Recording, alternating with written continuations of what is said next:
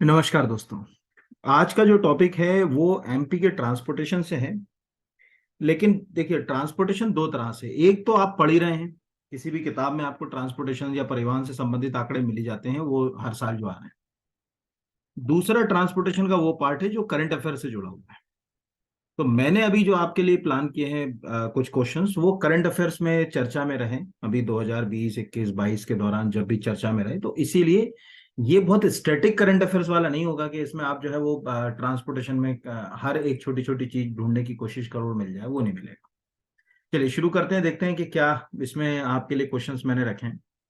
निम्नलिखित में से कौन सा देश का पहला ध्वनि रोधी राजमार्ग है जो मध्य प्रदेश के पेंच राष्ट्रीय उद्यान से होकर गुजरता है ना? Which of the following countries for sound proof highway. तो मैं आपको ये बता दूं कि साउंड प्रूफ, लाइट प्रूफ और सबसे लंबा एनिमल कॉरिडोर के एनिमल्स जो है उसके नीचे से निकल जाए, सबसे लंबा जो है वो अगर कहा जाए कि एलिवेशन वाला क्षेत्र पूरा अगर किसी नेशनल हाईवे में सरकार ने बनाया है जिसकी पूरी दुनिया में चर्चा हो रही है, तो वो है NH-44, जो आपको स्क्रीन के ऊपर दिख रहा है कलरफुल तरीके से। इस बारे में मैंने कलर इसीलिए रख लिया कि ये आपको समझ पड़े। तो NH-44 यानी नेशनल हाईवे 44, ये जो है वो पेंच। तो अब अपने पास दो तीन क्वेश्चन हो गए। पहला कि जो है वो पेंच राष्ट्रीय उद्यान से, यहां पर अगर कहा जाए, ये एक तो ये हो गया कि पेंच राष्ट्रीय उद्यान से कौन सा नेशनल हाईवे निकलता है, तो NH-44। दूसरा कि पेंच नेशनल हाईवे से निकलेगा तो कहाँ से निकलेगा, तो टेक्निकली ये सिवनी से होते हुए निकलता है महाराष्ट्र की ओर। और हम बहुत अच्छे से जानते हैं कि जब हम पेंच नेशनल हाईवे की बात करते हैं तो उसकी सीमाएं मध्य प्रदेश से महाराष्ट्र तक के क्षेत्र तक जो है वो लगी हुई है। ये दो क्वेश्चन तो हमको दिख रहे हैं। और ये क्यों दिख रहे हैं? क्योंकि पेंच नेशनल हाईवे एक टाइगर रिजर्व है, और वहां से जो है वो इसी क्षेत्र से होकर जो है वो बाघ गुजरते हैं और अन्य वन्य जीव भी जो है वो गुजरते हैं, तो उनका संरक्षण करना जरूरी था। इसीलिए क्या किया गया कि एक पूरा के पूरा, जैसे कहते हैं ना, जैसे फ्लाईओवर बनाते हैं, ऐसा पूरा ऊपर से जो है वो एक 16 किलोमीटर का जो है वो क्षेत्र तैयार किया गया। 44 जगहों पर उसमें पासेस बनाए गए जिससे कि वो निकाले। यानी उसको अगर आप यूट्यूब वगैरह पे जाएं, और इसका कुछ ऑफिशियल जो है वो वीडियो भी है, गवर्नमेंट ने जो डाल रखा है, उसको आप देखेंगे तो आपको अच्छा लगेगा कि यार बताओ कितना अच्छा इनिशिएटिव जो है वो किया है। तो एक बेसिक हमारे लिए दो तीन जो क्वेश्चन इसमें बन गए, वो पहला, पेंच राष्ट्रीय उद्यान NH-44 से जुड़ गया। ऐसे भी आपको एक और चीज याद रखना है कि NH-44 ही हिंदुस्तान का सबसे लंबा नेशनल हाईवे भी है वर्तमान में, है ना? जो सबसे जो अभी देखो, नेशनल हाईवे के क्या हो गए, नंबर बदल गए। तो अभी अगर कहा जाए कि कोई पूछेगा कि कौन सा जो है वो नेशनल हाईवे हिंदुस्तान में सबसे लंबा नेशनल हाईवे है, तो आप ये कह सकते हो कि NH-44 ही सबसे लंबा नेशनल हाईवे। चूंकि मैंने क्या बोला कि इस नेशनल हाईवे को पे ये जो मतलब अगर कहा जाए कॉरिडोर बनाया गया या एनिमल पासेस बनाए गए, या अगर कहा जाए कि ऐसे टनल्स जो है वो तैयार की गई जिससे कि पशुओं को कोई दिक्कत ना हो, लाइट प्रूफ, साउंड प्रूफ, के उनको आवाजें ना आए, उनको रोशनी के कारण जो है वो दिक्कतें आए, ये सब चीजों के का कारण था वो पेंच। इसलिए कम से कम तीन चीजें पेंच के बारे में आपको पता होना बहुत जरूरी है, क्योंकि अगर कोई चीज करंट में है तो ट्रांसपोर्टेशन में तो ये यहाँ खत्म हो गया। लेकिन अगर आपको ये नहीं मालूम है कि पेंच नेशनल पार्क, यानी यहाँ पर अगर अपन देखें कि पेंच नेशनल पार्क किस साल अभ्यारण्य बना, ठीक है, यहाँ लिख देता हूं मैं किस साल सेंचुरी बना, तो यहाँ पर अपन सेंचुरी की डेट देख लें। तो सेंचुरी डिक्लेयर हुआ था ये 1965 में। कब जो है वो इसको नेशनल पार्क का दर्जा मिला, ठीक है, यहां पर अगर कहा जाए तो ये नेशनल पार्क बना था 1975 में। और कब ये जो है वो टाइगर रिजर्व बना, टाइगर रिजर्व बना कब, तो टाइगर रिजर्व ये बना था 1992 में। ये तीन बातें आपको जो है वो अगर कहा जाए अगर याद नहीं है तो गड़बड़ है। क्योंकि हमको क्या लग रहा है कि ये वन विभाग से संबंधित, अरे ये वन विभाग से संबंधित नहीं है यार। ये वन विभाग से साथ साथ जो है वो अगर कहा जाए ये ट्रांसपोर्टेशन से भी लिंक हो गई, क्योंकि उनको ये यहाँ के जो है वो टाइगर रिजर्व के कारण इतने जो है वो हाथ पैर चलाने पड़े। तो इस तरह से ये तीनों बातें अपने लिए हो गई। पेंच कहाँ है, पेंच की पूरी कहानी याद रखिए कि मोगली लैंड क्यों कहते थे पेंच को, ठीक है। यहाँ पर पेंच कानन वैली है, यहाँ एक नदी क्षेत्र भी है, कोयल के लिए फेमस है पेंच कानन वैली। और ये नदियों के नाम पर ही है, पेंच एक रिवर का नाम भी है। तो अभी अपने दिमाग में आ गया कि चूंकि ये नेशनल हाईवे, अब देखो एक ही प्रश्न को कितनी जगह कनेक्ट करना है। 44 जो है वो MP से होते हुए निकलते हुए महाराष्ट्र में जो है वो प्रवेश कर रहा है। पेंच नेशनल पार्क की सीमाएं हमें मालूम है कि मध्य प्रदेश से होते हुए जो है वो महाराष्ट्र के अंदर जा रही है।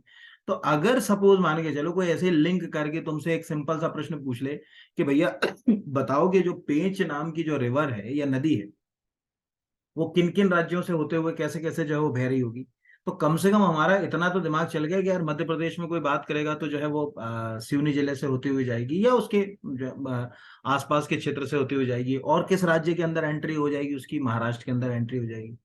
तो ये एक जो है वो बात है जो आपको याद रखना है। पेंच बाद में जाके ये जो है वो कान नाम की नदी है, ये भी कोल के लिए जो है वो फेमस है, उसमें जाकर ये मिल जाती है।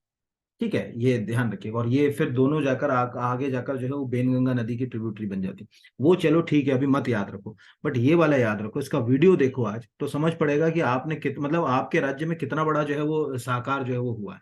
तो ये जितनी बातें मैंने बताई हैं, यानी आज आपका होमवर्क है NH 44 कहाँ कहाँ से जाता है, जो है वो इसको सेंचुरी कब बनाया, नेशनल पार्क कब बनाया, टाइगर रिजर्व कब बनाया, पेंच का मोगली लैंड, रुडयार्ड किपलिंग की बुक जंगल जंगल बात चली, ये पता चला है ना।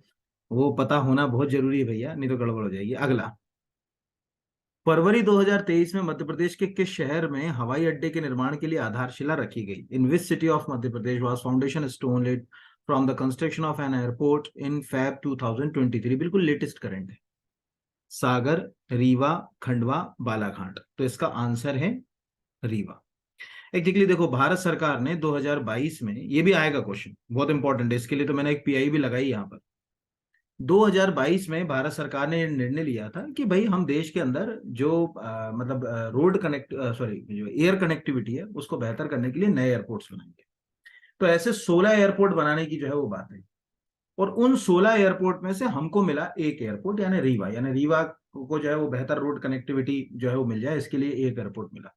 तो उसकी, अब चूंकि इस साल 2023 में मध्य प्रदेश के अंदर चुनाव भी है, तो वो बेल्ट को भी पकड़ के रखना है सरकार को। तो आपको दिख रहा होगा कि 16 फरवरी 2023 का ये प्रेस रिलीज है, और उसमें लिखा हुआ है कि भैया अब जो है वो इसका जो है वो मतलब अगर कहा जाए कि उद्घाटन हो चुका है, मतलब निर्माण कार्य के लिए इसमें आधारशिला रख दी गई है, और अब ये जो है वो रीवा बनेगा। इस प्रकार अब हम ये कह सकते हैं कि अगर कोई पूछेगा कि मध्य प्रदेश में एयरपोर्ट की स्थिति क्या है, मतलब कितने एयरपोर्ट्स हैं मध्य प्रदेश के अंदर, देखो टेक्निकली अगर हम एयरपोर्ट की बात कर रहे हैं तो एयरपोर्ट अभी मध्य प्रदेश के अंदर बहुत कम लोगों को मालूम है कि 8 एयरपोर्ट हैं ASI के अनुसार। ठीक है, इनमें से 5 एयरपोर्ट जो है वो काम कर रहे हैं। 5 एयरपोर्ट का मतलब है भोपाल एयरपोर्ट, ठीक है, ये ऑलरेडी वर्किंग में है। ग्वालियर एयरपोर्ट, ये ऑलरेडी वर्किंग में है। इंदौर एयरपोर्ट, मैं पूरा पूरा इसलिए लिखता, टाइम लिखने में भी जाता है ना।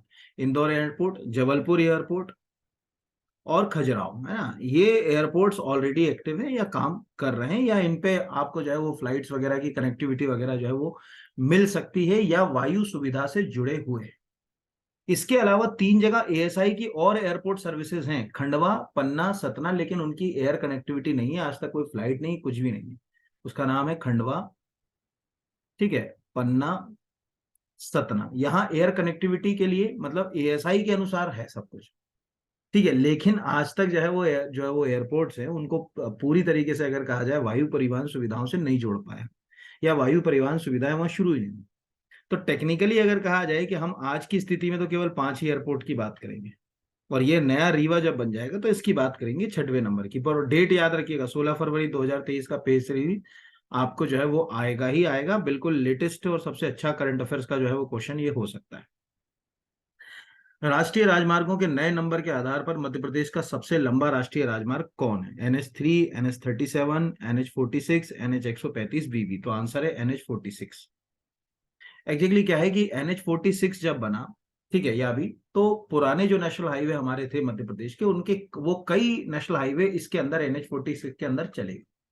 NH 46 के अगर हम जैसे मध्य प्रदेश में NH 46 देखें तो NH 46 की लंबाई मतलब टोटल 634 किलोमीटर, और इसके अंदर जो है वो NH 3 भी आता है, इसके अंदर का सेक्शन जो है वो उसमें NH 3 भी आ रहा है। इसके अंदर के सेक्शन के अंदर NH 69 अभी जो चर्चा में है यहाँ पर, और इसके अंदर के सेक्शन में NH 12 भी आ रहा है।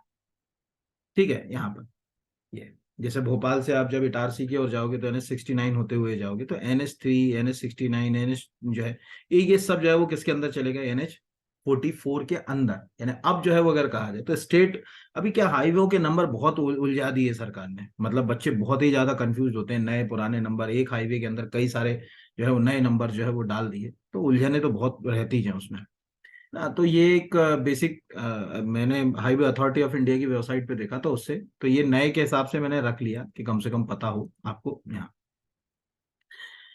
अगला जो है वो है मध्य प्रदेश में बनाए जा रहे एक्सप्रेस वे की लंबाई में सबसे जो है एक्सप्रेस वे की लंबाई में सबसे अधिक लंबा एक्सप्रेस वे कौन सा है? Narmada expressway, Chambal expressway, Vindhya expressway, Atal expressway. पहली चीज तो ये याद रखिएगा कि इनमें से 3 एक्सप्रेस वे है। नर्मदा एक्सप्रेस वे है, चंबल एक्सप्रेस वे है, विंध्य एक्सप्रेस वे अनाउंस हुआ है इस साल के बजट में, यानी 2023-24 के बजट में, और यही चंबल एक्सप्रेस वे का नाम जो है वो है अटल एक्सप्रेस। यानी अटल एक्सप्रेस वे नाम का कोई अलग से एक्सप्रेस वे नहीं है। इसी जो है वो अगर कहा जाए एक्सप्रेस वे का नाम जो है वो अटल एक्सप्रेस वे है, चंबल एक्सप्रेस वे का। ये प्रश्न जो है वो आ भी चुका है। नर्मदा एक्सप्रेस वे मोटा मोटा माने सरकारी, अगर हम ट्विटर्स को देखें, गवर्नमेंट की वेबसाइट्स को देखें, तो लगभग 1265 किलोमीटर लंबा जो है वो national highway, sorry express way.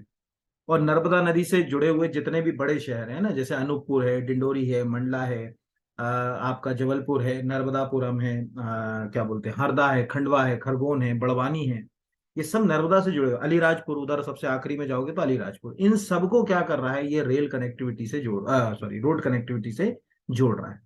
तो नर्मदा एक्सप्रेस वे तो अच्छा खासा लंबा है। चंबल, जिसको अपन अटल एक्सप्रेस वे, बहुत लंबा नहीं है, 404 किलोमीटर का लंबा है। यानी नर्मदा एक्सप्रेस वे इधर हमको किससे जोड़ देगा? सीजी से, छत्तीसगढ़ से, और इधर किधर किसको जो है वो जोड़ देगा यहाँ पर अगर कहा जाए गुजरात से, और इनके बीच में यहाँ पर, यानी छत्तीसगढ़, एमपी और गुजरात की कनेक्टिविटी कर रहा है नर्मदा एक्सप्रेस वे। ये आपको याद रखना है, कभी कोई पूछे। अब इसमें एक और चीज जो मैं आपको बता दूं कि जब आप इस तरह के मतलब क्वेश्चंस आते हैं, जैसे अभी कोई एक्सप्रेस वे है जो कि मध्य प्रदेश के किसी एक मतलब राज्य की सीमा से मध्य प्रदेश को दूसरे राज्य की सीमा के साथ जो है वो लिंक कर रहा हो, तो कम से कम वहां के मैप की रीडिंग करना आप सीख लेना। नहीं तो जो है वो आपको जो है वो मतलब एग्जाम हॉल में कुछ ना कुछ जो है वो प्रॉब्लम आएगी, फिर जो है वो दिक्कतें आएंगी आएंगी यहाँ पर। जैसे अगर अपन रफली यहाँ पर एक छोटा सा मैप बना लें, ये इसको मैं साफ कर देता हूँ। यहाँ पर एक मैं मैप जल्दी से ड्रॉ कर देता हूँ, मतलब बहुत ज्यादा तो अपन सुंदर तो नहीं बना पाएंगे, लेकिन एक रफ जो है वो मैं मध्य प्रदेश का, कभी भी मैप बनाते समय उसमें जो है वो इस तरह के आड़ी तिरछी लाइनों का प्रयोग करने से ये एहसास होता है कि जो मैप आप ड्रॉ कर रहे हैं ये मैप एग्जैक्टली बिल्कुल सही है। कुछ इस तरह का है। अब एक आप खुद भी प्रैक्टिस करके जो है वो बनाते रहिएगा। यहाँ ये लगभग जो है वो अगर कहा जाए मैंने मध्य प्रदेश का एक मैप जो है बना दिया, लगभग ऐसा। अब अगर हम इस मैप के हिसाब से देखें तो ये जैसे अब नर्मदा एक्सप्रेस देखें ना, अब नर्मदा एक्सप्रेस वे जो है वो किसको कनेक्ट कर रहा है? इधर यहां से कनेक्ट कर रहा है अलीराजपुर से। तो निश्चित रूप से ये वाला जो ये दो जिले हैं ना, नीचे वाला जिला जो है वो उसका नाम है अलीराजपुर, ठीक है, और ऊपर वाला जो जिला है उसका नाम है झाबुआ। ये ध्यान रखिएगा। अब जो झाबुआ है उसकी सीमाएं तो राजस्थान से भी लगती हैं, अलीराजपुर की सीमाएं महाराष्ट्र से भी लगती हैं। तो अब अगर कोई पूछेगा कि भाई नर्मदा कहाँ से, तो एक्चुअल झाबुआ से तो नर्मदा जाती नहीं, नर्मदा जाती है यहाँ एक जिला पड़ता है बड़वानी, यानी इसको अपन थोड़ी देर के लिए नर्मदा मान लें, थोड़ी देर के लिए। यहाँ जिला पड़ता है बड़वानी, यानी खरगोन और बड़वानी से होता है। देखो ये मैं इसलिए सिखा रहा हूँ कि मैप रीडिंग सीखोगे तो क्वेश्चन जो है बनेंगे आपसे, नहीं तो दिक्कत होगी। यहाँ जैसे अगर अपन जिला ले, तो ये अपन ने सपोज मान के चलो खरगोन जिला ले लिया, और खरगोन से लगा लगाया जिला है बड़वानी, और बड़वानी की जस्ट जो है वो अगर कहा जाए आगे का जो जिला है वो है अलीराजपुर। तो इस तरह से जब ये जाएगी यहाँ पर, तो अलीराजपुर होते हुए नर्मदा आगे बढ़ रही। इससे दो चीजें अपनी क्लियर हो गई, एक तो झाबुआ की सीमाओं में नर्मदा नहीं दे रही, दूसरा कि अलीराजपुर आखिरी जिला है जो कि गुजरात और महाराष्ट्र की कनेक्टिविटी के ऊपर है, यानी महाराष्ट्र से भी सीमा साझा करता है अलीराजपुर। और जब हम अलीराजपुर से जब जब जाएंगे, तो अलीराजपुर से जब इधर बढ़ेंगे, तो इधर कैसे बढ़ेंगे, तो आपको याद रखना है सबसे पहले जैसे ये अलीराजपुर हो गया, अलीराजपुर के बाद बड़वानी हो गया, बड़वानी के बाद खरगोन हो गया, खरगोन के बाद खंडवा हो गया, खंडवा के बाद हरदा, नर्मदापुरम, ऐसे बढ़ते बढ़ते यहां जाकर आप कहाँ पहुंचोगे? अनूपपुर पर पहुंचोगे। ये आपने दिमाग में रखना है, क्योंकि वो ऑर्डर पूछ लेगा आपसे कि आप एक नर्मदा वेरी अनूपपुर से जाएगी, कौन सा जिला पहले पड़ेगा। कई चीजों में आप आंसर तक कैसे पहुंचोगे, मैं इसीलिए समझा रहा हूं कि आप थोड़ा सा ये सब भी चीजें सीखो। सपोज मान के चलो आपको दिख रहा है कि बड़वानी के बाद खरगोन, और खरगोन के बाद जो है वो हरदा खंडवा आया। तो यहां अगर आप इसको, ये मैं दूसरा कलर यूज कर ले रहा हूं, इसको अगर आप खरगोन बोल रहे हो और इसको खंडवा बोल रहे हो, तो खड़वा खंडवा इस तरफ है, खरगोन इस तरफ है, इसीलिए खंडवा को अपन क्या बोलेंगे? पूर्वी निमाड़। खरगोन को क्या बोलेंगे? पश्चिमी निमाड़, यानी वो पश्चिम की ओर है। तो उससे भी वहां दिमाग लगा सकते हो कि यार पश्चिमी निर्माण बोलते हैं, यानी कि खरगोन इस पहले पड़ेगा इधर, मतलब जब गुजरात की ओर बढ़ेंगे उधर पड़ेगा। तो ये एक तरीका होता है, क्योंकि आजकल जो प्रश्न आ रहे हैं वो इसी नजरिए से आ रहे हैं, इन्हीं के ऊपर जो है वो सब कुछ जो है वो टिका हुआ है। अब जैसे दूसरा जो है वो अपने पास है चंबल एक्सप्रेस, यानी ये पहला तो मैंने रफली आपको बता दिया कि कैसे सीमाएं साझा हो रही, कैसे क्या। चंबल एक्सप्रेस वे है, ज्यादा लंबा नहीं है, ये केवल 404 किलोमीटर लंबा है चंबल एक्सप्रेस। अब 404 किलोमीटर लंबे चंबल एक्सप्रेस वे जो जाएगा वो एग्जैक्टली क्या होगा, भिंड मुरैना श्योपुर को जोड़ेगा। तो अब भिंड मुरैना श्योपुर का नाम दिख रहा है चंबल, तो अपने को ये पता होना चाहिए कि एग्जैक्टली चंबल जब बहती है तो ऐसे सीमा रेखा बनाते हुए बहती, जैसे ये बैठे ना इस तरह से जो है वो सीमा रेखा बनाते हुए जो है चंबल बह रही। तो अब अगर ये अपने को नहीं मालूम है कि भैया ये जो ऊपर के जो ये जिले हैं इनमें सबसे पहला श्योपुर है, फिर मुरैना है, फिर भिंड है, यानी यहाँ पर ये हो गया श्योपुर, इसको अपन ने ये श्योपुर लिख लिया ना, अभी श्योपुर तो ऐसे ही चर्चा में। श्योपुर के जस्ट बाद आता है मुरैना, और मुरैना के बाद जो आता है भिंड। अब होता क्या है, एग्जाम में कंफ्यूजन कहाँ पैदा होता है पता है, हम हमेशा पढ़ रहे हैं भिंड मुरैना, हम मुरैना भिंड कभी नहीं पढ़ते। तो हमको लगता है कि भिंड मुरैना है, मुरैना के बाद जो है वो भिंड के बाद मुरैना आता है, लेकिन अब किधर से आता है ये भी तो पता होना चाहिए। तो ये इधर से कनेक्ट करेगा। अब इधर का ये पूरा एरिया, ये वाला ये है राजस्थान, और इधर वाला ये पूरा एरिया ये है आपका यूपी। तो हमें ये समझ पड़ा कि जो अटल एक्सप्रेस वे है, चंबल एक्सप्रेस वे, ग्वालियर के आसपास की राजनीति में अटल बिहारी वाजपेयी का बहुत नाम था। आपको मालूम होगा कि अटल जी की प्रारंभिक राजनीति का तो केंद्र ही ग्वालियर रहा, फिर उसके बाद वो जो है वो यूपी की राजनीति में सक्रिय रहे।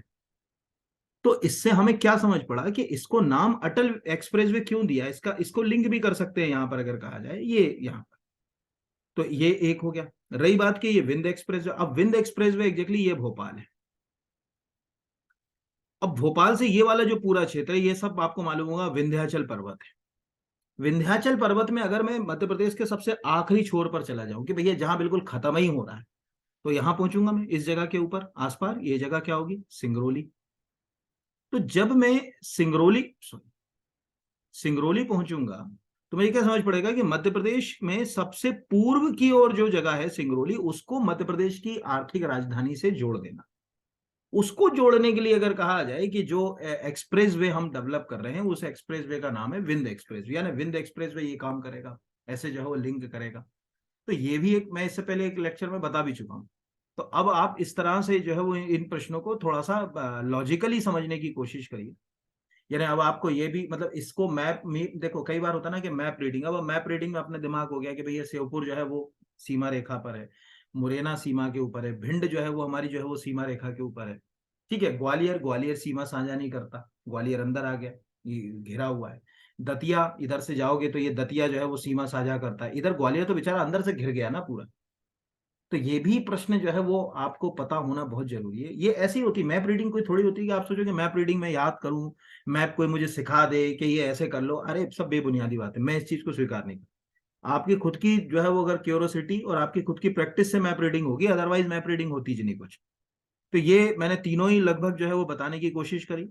तो आज आप ये याद रखिएगा कि कैसे जो है वो क्या रहेगा क्या नहीं रहेगा। बाकी अगर आपको कभी लग रहा है कि मैप रीडिंग वगैरह ही सीखना है तो बताना मुझे, तो मैं एक दिन एमपी का मैप ही आपको तैयार करा दूंगा। रेल नेटवर्क में मध्य प्रदेश भारत में कौन से स्थान पर आता है, ये इसलिए मैंने क्यों रख लिया, ये इसलिए लग रही है क्योंकि अभी जो मध्य प्रदेश का इकोनॉमिक सर्वे आया, उस पिछले इकोनॉमिक सर्वे में हमारे रेल नेटवर्क की टोटल लेंथ वगैरह का कुछ उल्लेख नहीं।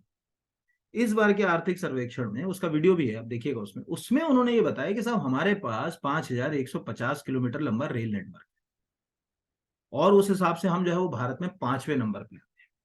यानी उसमें ये बताया गया कि हिंदुस्तान में सबसे लंबा रेल नेटवर्क है उत्तर प्रदेश में।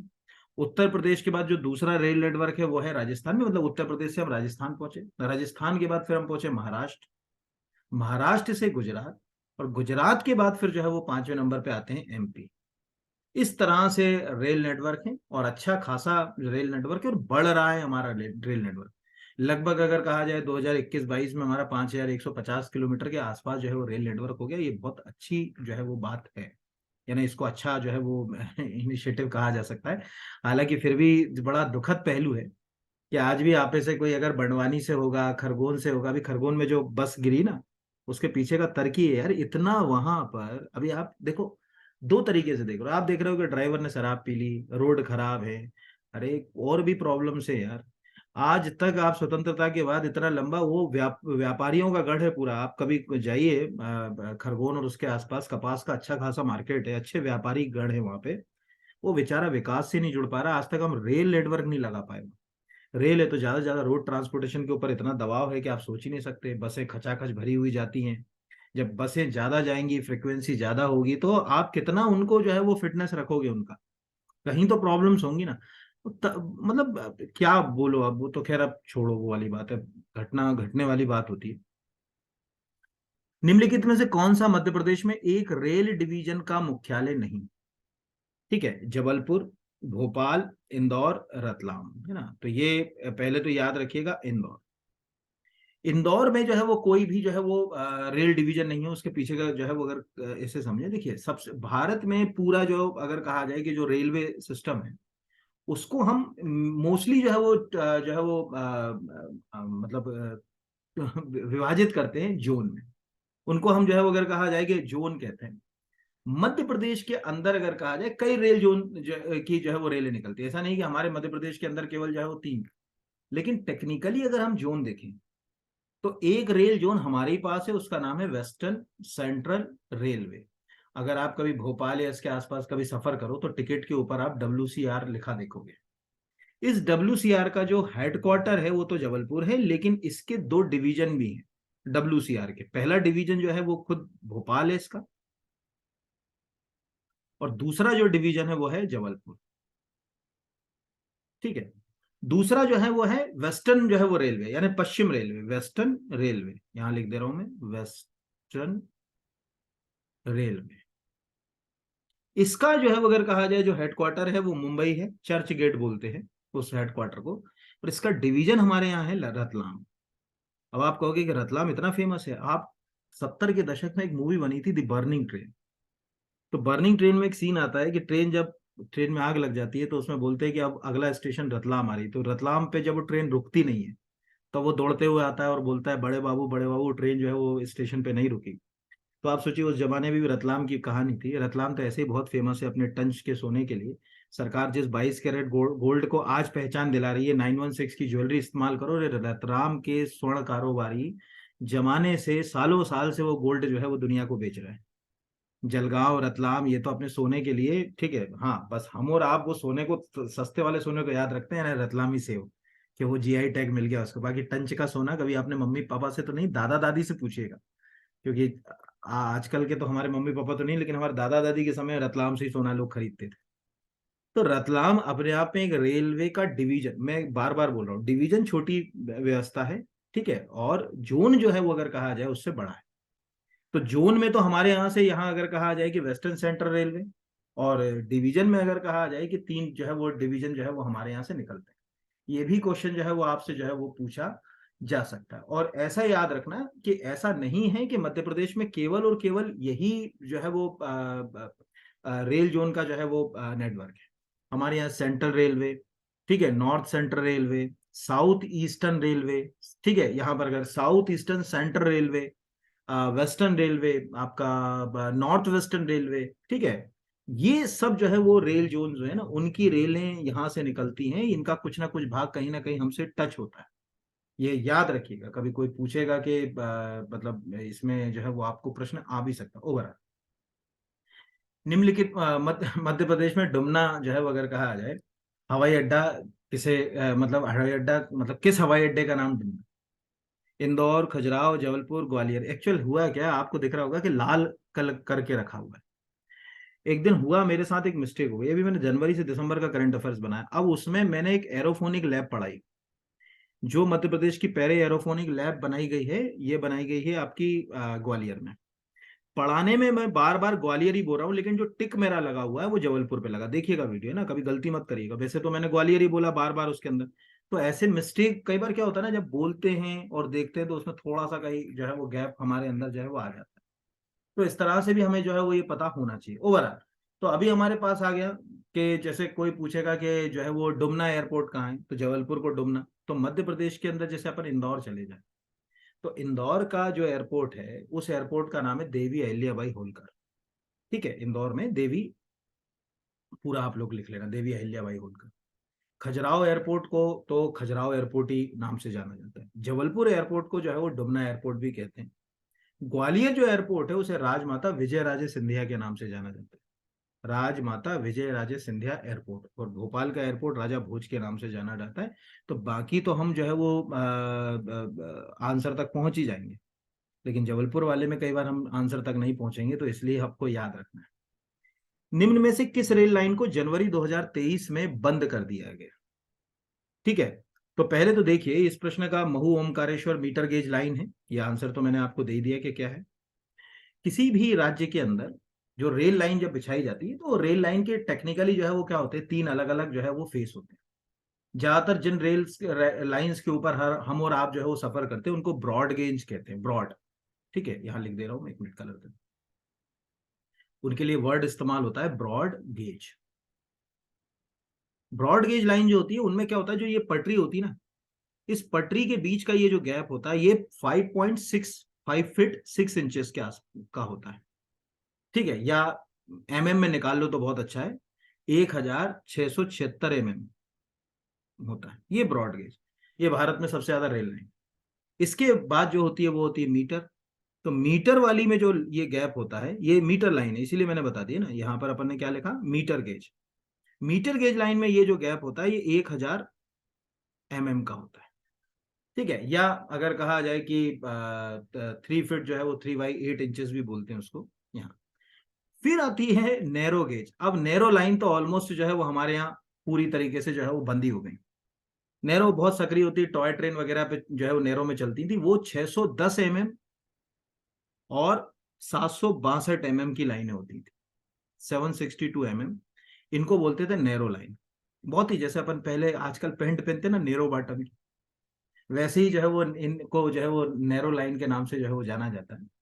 तो Mhow Omkareshwar metre gauge line जो है वो एक्चुअल क्या है, मध्य प्रदेश के अंदर जो शुरुआती लाइनें थी वो नैरो थी। तो इसका भी थोड़ा थोड़ा सा इतिहास बता देता हूँ। एक तो ये भी याद रखिएगा कि 2020 में ये ग्वालियर लाइट रेलवे बंद होगी। ठीक है, यहाँ पर रेलवे कर लेना, ग्वालियर जो है वो लाइट रेलवे जो है वो बंद हो गई।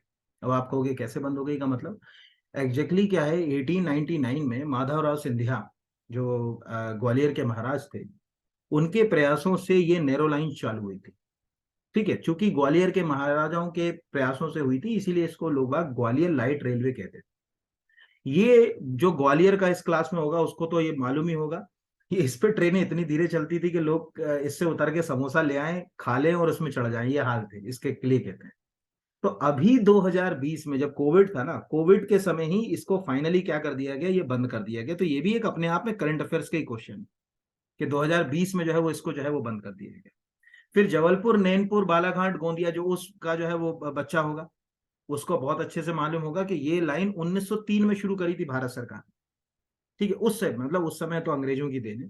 2015 में ये गोंदिया लाइन जो है बंद कर दी। ऐसे भी इसमें मंडला बालाघाट का कोई बच्चा होगा तो ब्रॉडबैंड कनेक्टिविटी के लिए उसका नियरेस्ट स्टेशन गोंदिया ही है।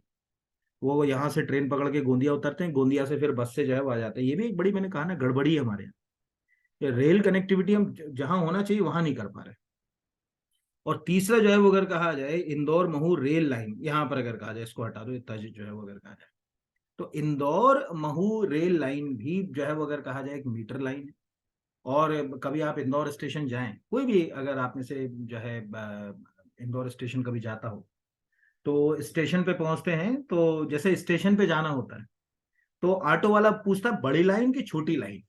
ठीक है, वो दो जो है वो अगर कहा जाए ऑप्शन देखा, बड़ी लाइन की छोटी लाइन पे जाओगे। छोटी लाइन यानी वो मीटर लाइन जो महू के लिए जो है वो ट्रेन जाती है, मतलब उसमें इंदौर से महू और सनावत तक ट्रेन चलती है। ठीक है, ये खरगोन के पास जो सनावत पड़ता है ना, वहां तक जो है वो अगर कहा जाए ये ट्रेन चलती है, उसको महू अंबेडकर नगर सनावत रेल लाइन भी बोलते हैं। तो ये एक याद रखिएगा। तो महू ओमकारेश्वर मीटर रेल बंद हो गई 1977 में। इसका यानी इसमें क्या क्या याद रख सकते हैं, ऑलमोस्ट मैंने सभी बता दिए। 1900 निकल गया, 1877 में इसको ब्रिटिशर्स ने बनाना शुरू किया। 1878 में इसमें पहली बार जो है वो ट्रेन चलाई। और जनवरी 2030 में, एग्जैक्ट 30 जनवरी को बंद कर दी सरकार ने। 30 जनवरी भी इतना तो अंदर तक नहीं आएगा, इतना दिमाग मत लगाना। 30 जनवरी 2023 को ये बंद हो गई। बाकी इसके अलावा अपने को क्या पता चल गया कि रेल लाइन तीन तरह की होती है, ब्रॉड गेज, मीटर गेज और नेरो। नेरो में भी कितने प्रकार की होती हैं? 2 प्रकार की नेरो लाइन होती है। ये सब रेलवे का वो वाला हिस्सा पढ़ा रहा हूँ जो अभी चर्चा में था। ठीक है, वर्तमान में मध्य प्रदेश में प्रमुख रेल जंक्शनों की संख्या कितनी है? अब आप कहोगे यार ये तो बहुत ही स्टैटिक क्वेश्चन है, इसकी क्या जरूरत पड़ गई, क्यों पढ़ा रहे हो सर? तो एक्चुअल इस बार का जो रेल, मैंने कहा ना इकोनॉमिक सर्वे, बहुत सारी चीजें मैं इकोनॉमिक सर्वे में देखता हूँ तो उसमें मुझे लगता है कि अच्छा ये लिखा हुआ है तो पता चले कि पेपर बनाने वाला यहीं से उठाना ले। उस इकोनॉमिक सर्वे में लिखा हुआ है कि हमारे पास जो है वो बहुत इंपॉर्टेंट इंपॉर्टेंट जो है वो 20 जंक्शन है, कि 20 जो है जंक्शन। अब 20 जंक्शन का मतलब समझ लीजिए, जंक्शन का क्या मतलब होता है, जैसे ये एक रेल रूट है, अगर इससे कोई दूसरा रेल रूट किसी जगह से निकल रहा हो, मतलब एक कोई ऐसी जगह जहां से एटलीस्ट कम से कम 2 रूट निकलते हो, वो जंक्शन कहलाएगा। जैसे भोपाल के लिए बात करें, ये भोपाल से दिल्ली की ओर रेल लाइन जा रही है। अब इसमें पहला स्टेशन यहां पड़ता है, मैं अब चूंकि भोपाल में तो भोपाल की बताऊंगा, उसका नाम है कमलापति। ठीक है, अब कमलापति से लाइन एक ही दिशा में जा रही है, लेकिन जैसे हम भोपाल स्टेशन पहुंचते हैं तो भोपाल स्टेशन से एक लाइन निकल जाती है सीधे सीधे दिल्ली। ठीक है, और एक लाइन यहां से कट के इधर निकल जाती है आपके इंदौर। ठीक है, इंदौर, उज्जैन। तो इस प्रकार से कमलापति स्टेशन को आप जंक्शन नहीं बोल सकते। भोपाल को क्या बोलोगे आप? जंक्शन बोलोगे, क्योंकि एटलीस्ट यहां से 2 अलग अलग डायरेक्शन में जाने के लिए आपको रेल रूट्स जो है वो मिल रहे हैं, इसीलिए उसका नाम जो है वो जंक्शन पड़ गया। जैसे अगर हम इटारसी जाते हैं, जैसे नर्मदापुरम जिले में पड़ता है ना इटारसी, तो इटारसी से आपको जो है वो इलाहाबाद के लिए भी ट्रेन मिल जाएगी, आपको दिल्ली के लिए भी ट्रेन मिल जाएगी, आपको मद्रास जाना है कि भैया मेरे को जो है वो चेन्नई जाना है, तो वहां के लिए भी जो है वो ट्रेन जो है वो मिल जाएगी। तो इस तरह से जैसे देवास हुआ, रतलाम हुआ, खंडवा हुआ, उज्जैन हुआ, जबलपुर हुआ, आपका कटनी हुआ, ठीक है, गुना हुआ, बीना हुआ, इटारसी हुआ, ये सब जो है वो अगर कहा जाए मध्य प्रदेश के अंदर रेल जंक्शन। ये आप याद रखिएगा, जैसे देवास जाते हैं ना, तो देवास से देखा ना, देवास से एक रास्ता कहाँ निकल गया, उज्जैन के लिए चला गया मस्की होता हुआ, और एक रास्ता कहाँ चला गया, इंदौर के लिए चला गया। तो देवास एक जंक्शन है, तो देवास को अपन जंक्शन, ऐसे ही इंदौर को अपन एक जंक्शन मान सकते हैं। तो ये एक जो है वो अपने को पता होना चाहिए कि जंक्शन अपन कैसे जो है वो उसकी जो है वो बात करेंगे। आइडियल केसेस में आए ना आए कहा नहीं जा सकता, लेकिन कम से कम रेल जंक्शन में दिमाग लगाने लेना कि क्या पूछना चाह रहा है। 2022-23 के आर्थिक सर्वेक्षण के अनुसार मध्य प्रदेश में राष्ट्रीय राजमार्गों की कुल लंबाई कितनी है? According to the economic survey of 2022-23, what is the total length of national highway in Madhya Pradesh? 8,858 kilometre. नीचे जाएं, ये इकोनॉमिक सर्वे का लिखा हुआ है आंकड़ा, बहुत ज्यादा तो बदलाव नहीं हुआ लगभग वही के वही लिखे हुए आंकड़े यहाँ पर अगर कहा जाए। हाँ, पर यह है कि अपन ये मान सकते हैं कि 8,858 किलोमीटर, मतलब लगभग इसके आसपास कोई फिगर आएगा तो ये। तो हमें ये समझ पड़ा कि मध्य प्रदेश के अंदर सबसे जो है वो कम लंबाई जो है वो नेशनल हाईवे की, उससे थोड़ी ज्यादा जो है वो स्टेट हाईवे की, उससे थोड़ी ज्यादा जो है वो डिस्ट्रिक्ट रोड्स की, उससे थोड़ी ज्यादा जो है वो अगर कहा जाए जो ग्रामीण सड़कें हैं उनकी, और इस तरह से हमारे पास एक 72,961 किलोमीटर लंबा आइडियल सड़क जो है वो अगर कहा जाए मार्ग है। इसमें वो वाली सड़कें नहीं है, ठीक है, जो चौमासी और इसके लिए जो खास बनाई जाती है वो सब तो नहीं आती होंगी इसमें। तो इस तरह से हम ये कह सकते हैं कि क्या रेल इसमें आएगा तो नेशनल हाईवे या स्टेट हाईवे का ही फिगर आएगा, बाकी तो नहीं पूछेगा कभी भी। मध्य प्रदेश ग्रामीण परिवहन नीति 2022 के पायलट प्रोजेक्ट की शुरुआत मध्य प्रदेश के किस जिले से हुई? यहाँ पर नर्मदापुरम, भोपाल, विदिशा, जबलपुर। तो आंसर जो है वो है आपका विदिशा। एक्चुअली है क्या, मध्य प्रदेश सरकार ने एक ग्रामीण परिवहन नीति बनाई है। ठीक है, एक्चुअल हुआ क्या, इसके पीछे का थोड़ा सा तर्क लेके जाइए। 2005 से पहले तक मध्य प्रदेश सरकार का खुद का रोड ट्रांसपोर्टेशन का डिपार्टमेंट था या खुद का कॉरपोरेशन था, जिसको अपन जो है वो MPSRTC कहते थे या मध्य प्रदेश राज्य सड़क परिवहन निगम कहते थे। 2005 में सरकार ने क्या कर दिया, उसको बंद कर दिया। अब जब बंद कर दिया तो जो प्राइवेट ऑपरेटर्स आए, उन्होंने उन्हीं जगहों पर बसों को चलाना शुरू किया जहां पर उनको अच्छी सवारी मिलती थी, या जहां उनको प्रॉफिट होता था, या जहां फ्रिक्वेंसी ज्यादा थी, या जहां रोड अच्छे थे वहां। इसको आप अच्छे से महसूस कर सकते हो, आज आप फील कर लो कि कौन से ऐसी जगह है जहां ट्रैफिक ज्यादा नहीं, वहां आपको कनेक्टिविटी मिलेगी जी नहीं अच्छी। तो इससे क्या हुआ कि जो रूरल रोड कनेक्टिविटी वो थोड़ी सी बिगड़ गई। तो अभी मध्य प्रदेश सरकार ने क्या किया कि इसका फर्स्ट फेज शुरू किया है, 2022 के इस प्रोजेक्ट के तहत। इसमें क्या करा, विदिशा के 76 जो विलेजेस हैं उनको उन्होंने उनकी सड़कों को चिन्हित किया, और उनसे जो है वो अगर कहा जाए, उन्होंने कहा जो भी गांव हैं, लगभग मोटा मोटा माने तो 550 के आसपास गांव हैं, उन गांव को उन्होंने इसमें रखा, और 7+1 की सीटिंग और 20+1 की जो सीटिंग वाली जो गाड़ियां होती हैं, ठीक है, यानी छोटी गाड़ियां जो होती हैं जो गाँव गाँव में चलती है ना, 20+1 की सीटिंग वाली जो गाड़ी होती है, एक मतलब वो ड्राइवर के लिए एक जोड़ के लिखते हैं, उनको उन्होंने कहा कि भैया हम मोटर व्हीकल एक्ट जो है क्या बोलते हैं 91 है हमारा, उसके तहत छूट देंगे, टैक्स नहीं देना पड़ेगा, जो उसका जो परमिट का चार्ज है वो नहीं देना पड़ेगा, तुम चलाओ तो बसें वहां पे, तुम्हारे जो बेसिक से खर्चे हैं जिसके कारण तुम वहां बस नहीं चलाना चाह रहे हो या गाड़ियां नहीं चलाना चाह रहे हो, वो हम बियर करेंगे, जिससे कम से कम रूरल रोड कनेक्टिविटी क्या हो मध्य प्रदेश के अंदर ठीक हो जाए। तो इस तरह से जो है वो अगर कहा जाए कि फर्स्ट फेज में परमिट जारी करके इसको शुरू कर दिया, फिर आगे के फेज में इसमें और भी शहर आएंगे, जैसे इंदौर, जबलपुर, आपका उज्जैन है, क्या बोलते हैं इसका, भोपाल है, सागर है, इनमें भी ये शुरू होंगी। ठीक है, मतलब ये रहेगा, लेकिन प्रोजेक्ट के रूप में तो इसमें ही अपने को याद रखना। और पीछे का तर्क मैंने बता दिया कि 2005 में आपने अपना, ठीक है, देखो वो बंद होना भी एक नुकसानदायक पहलू रहा मेरे हिसाब से।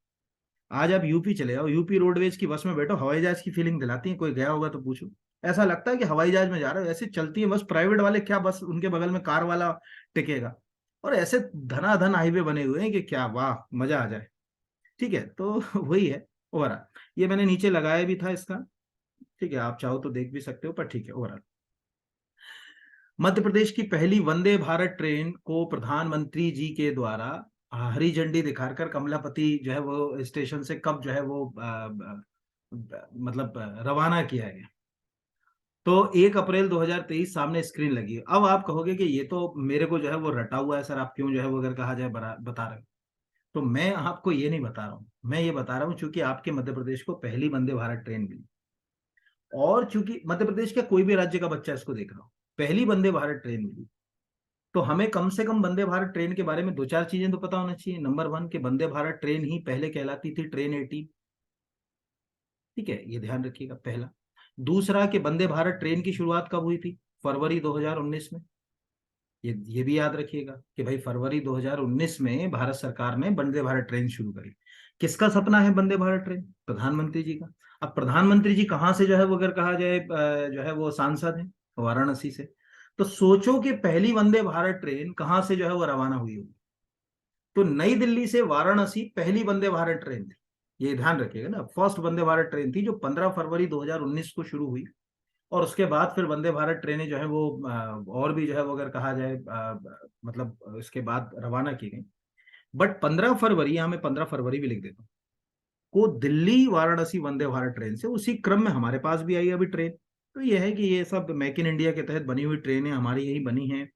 चेन्नई का जो इंटीग्रल कोच फैक्ट्री है, अभी मैं एक दिन बच्चों से पूछ रहा था, मेरे ऑनलाइन क्लासेस वालों से, कि बताओ इंटीग्रल कोच फैक्ट्री भारत में कहाँ है जहाँ ये वंदे भारत ट्रेन के कोच वगैरह जो है वो तैयार हो रहे हैं। तो कई कहने लगे भोपाल में। भोपाल कोच फैक्ट्री है, ये ध्यान रखिएगा, लेकिन उसमें भी एडवांस कोच तैयार हुए, लेकिन वंदे भारत के नहीं हुए तैयार। ओवरऑल 2019 में मध्य प्रदेश के किस शहर को रेल नेटवर्क से जो है वो जोड़ा गया, मंडला, अलीराजपुर, राजगढ़, खरगोन। ठीक है, इसमें ज्यादातर आपको जो है वो झाबुआ, अलीराजपुर, खरगोन जो है वो अगर कहा जाए खंडवा, ये जो है वो नाम आपको जो है वो देंगे, इसी तरह के नाम जो है वो आपसे पूछेगा। तो आंसर है अलीराजपुर।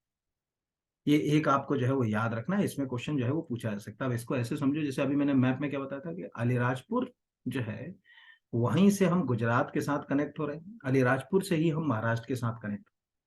अगर हम वहां रेल कनेक्टिविटी कर देंगे, तो चूंकि वो ट्राइबल बहुल है अलीराजपुर, तो किसी भी जगह रेल कनेक्टिविटी होने से उस जगह का विकास ऑटोमेटिकली आरंभ हो जाता है, इसमें कोई दो राय की बात नहीं। जैसे मैं होशंगाबाद का रहने वाला, होशंगाबाद से ज्यादा डेवलप है इटारसी, क्योंकि इटारसी के पास रेल कनेक्टिविटी होशंगाबाद से ज्यादा अच्छी है, उसमें चारों दिशाओं से रेलें मिल जाती है इटारसी में, क्योंकि वो जंक्शन है।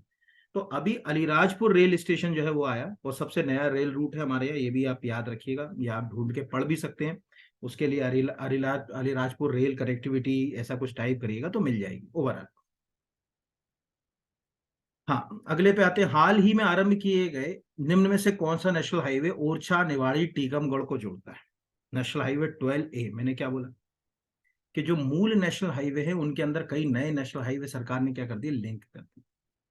ठीक है, कई सारे जो है वो जो बड़ा नेशनल हाईवे होता है, उस बड़े नेशनल हाईवे के अंदर कई सारे नेशनल हाईवे हम क्या कर देते हैं, लिंक कर देते हैं। तो उसमें ये पीआईवी, इसका शायद मैंने इसका पीआईवी तो शायद लगाना भूल गया। इसका उद्घाटन जब हुआ था तो नितिन गडकरी जी आए थे, इस पूरे बेल्ट के मतलब एक कार्यक्रम हुआ था उसमें उद्घाटन करने के लिए, तो वो उनसे ही उद्घाटन कराया था इसका।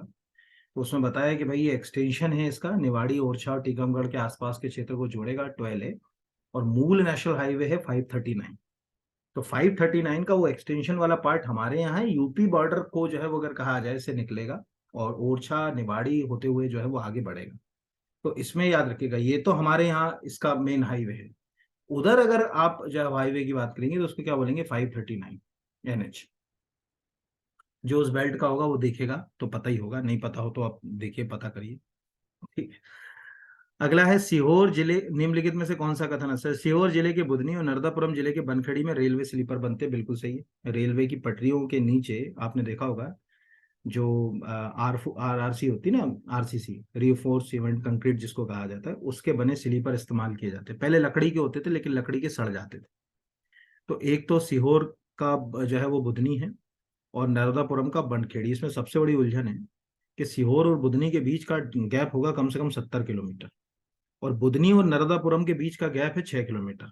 बट वो जिला उसका सीहोर लगता है बुधनी का, जैसे सलकनपुर है ना वो सीहोर जिले में आता है, और नर्मदापुरम में जाता है बनखेड़ी, है ना। बनखेड़ी पिपरिया अपनी दाल के लिए, मतलब जो तुअर दाल अरहर है उसके लिए फेमस है।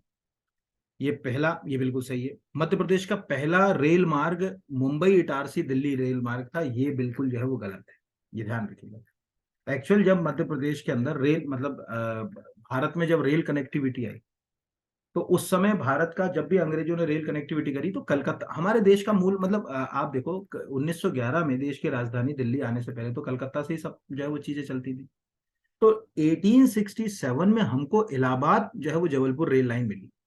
ये पहली रेल लाइन थी मध्य प्रदेश के अंदर, है ना। कोई पूछेगा कि मतलब मध्य प्रदेश में रेल कनेक्टिविटी कब से शुरू हुई, तो 1867 में। और वो 1867 में कहां से कहां तक हुई थी, इलाहाबाद से जो है वो अगर कहा जाए जबलपुर रेल लाइन का निर्माण हुआ। फिर जो है वो अगर कहा जाए उसको 1870 में आगे बढ़ाया, इटारसी तक लेकर आया, और फिर धीरे धीरे बढ़ती रही रेल लाइन।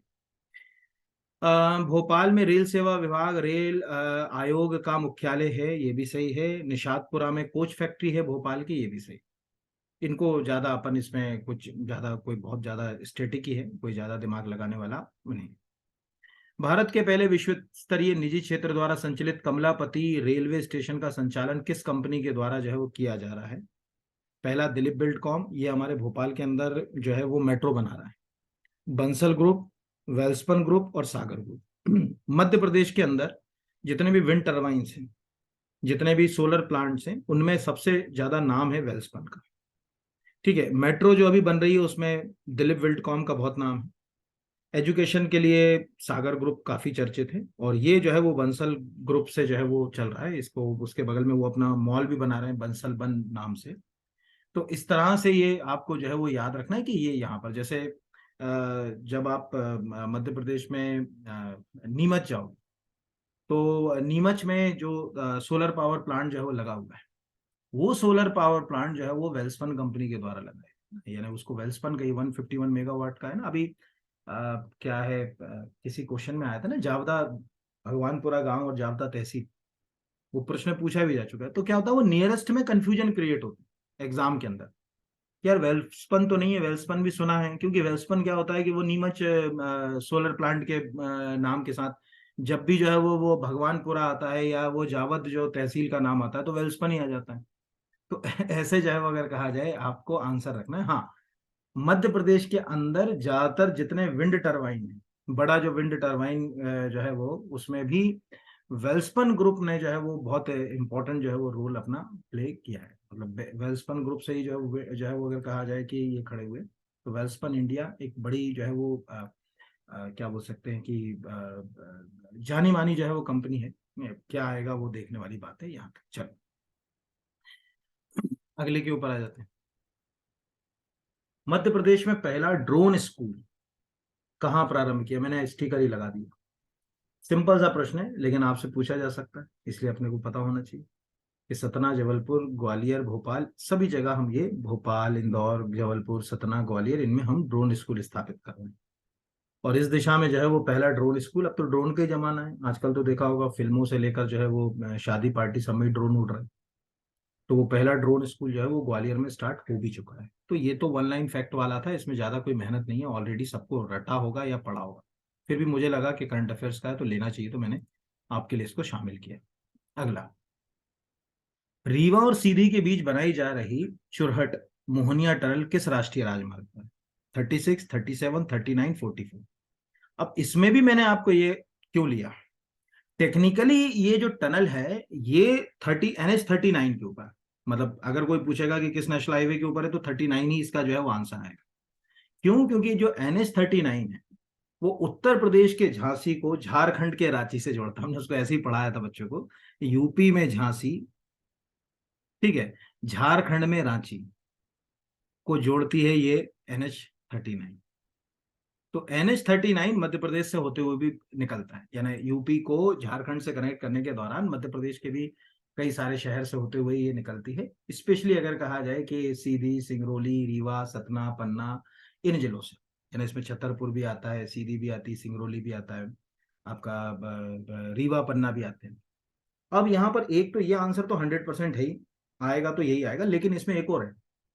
मैंने जैसे बताया कि जो मेन हाईवे वो तो क्या, NH 39 तो मेन हाईवे हो गया जो कनेक्ट कर रहा है इसको यहाँ पर, और ये बाहर बाहर की ओर जा रहा है, मतलब ये जो है वो सीधा अंदर अंदर से जो है वो नहीं जा रहा, ये बाहर बाहर से जा रहा है। इसके अंदर जो है वो कई सब सेक्शंस बनाए गए हाईवे, और उनमें एक है जो नीचे मैंने PIV का एक स्टिकर लगाया, यहाँ पर आपको दिख रहा होगा, यहाँ 75E। तो ये 75E इसी का पार्ट है। तो ये ध्यान रख लेना जो है वो, अगर कहा जाए कि ऐसा जो है वो गड़बड़ी ना हो जाए कि वो प्रश्न जो है वो पूछ रहा और उसमें जो है वो 39 है ही नहीं, आप कहोगे हमने तो 39 पढ़ा हुआ है, यहाँ तो 39 कहीं दिख ही नहीं रहा है, तो हम क्या करेंगे? तो ये लिखा हुआ है कि गडकरी ने कहा मध्य प्रदेश को राष्ट्रीय राजमार्ग 75E के रीवा सीधी खंड पर दोहरी टुरंग जो है वो चुरहट बाईपास लगभग जो है वो कंप्लीट जो है वो होने की स्थिति में है। तो इस तरह से ये जो है वो चुरहट जो है वो टनल, ये भी आपको याद रखना, ये रीवा सीधी खंड में ये दोनों आपस में जो है वो लिंक हो गए। और ये अभी चूंकि बहुत ज्यादा हिंदुस्तान में अपने आप में एक प्रकार की जो है वो अनोखी ही टनल है, इसलिए आपको ये लोकेशन भी पता होना चाहिए कहाँ है क्या है, ये प्रश्न भी आपको जो है वो पूछा जा सकता है। अब जैसे मैंने बताया, जो बात मैंने बोली अभी थोड़ी देर पहले भी मैंने आपको बोली थी कि आप जब भी ऐसा जो है वो कोई क्वेश्चन आएगा, उसको मैप रीडिंग से ही जो है वो करने की आदत डाल। जैसे सपोज मान के चलो अपन ये जो है वो अगर कहा जाए ये टनल वाला ले लेते हैं। अब हमने सपोज यहाँ पर एक रफली जो है वो छोटा सा एक और MP का मैप ड्रॉ कर लिया, ये ज्यादा, इसको थोड़ा सा जल्दी जल्दी कर लेते हैं, ये गए हम इस तरह से जो है वो ये अच्छा कर लेते हैं, ज्यादा कि जल्दी अपने को समझ लेना है। अब ये हमने सपोज मान के चलो MP का मैप बना। अब हमको क्या दिख रहा है कि NH जो 39 है वो कैसे जो है वो कनेक्ट करेगा, यानी कि वो यूपी को कनेक्ट कर रहा है, यानी वो ऐसे जा रहा है इस तरह से।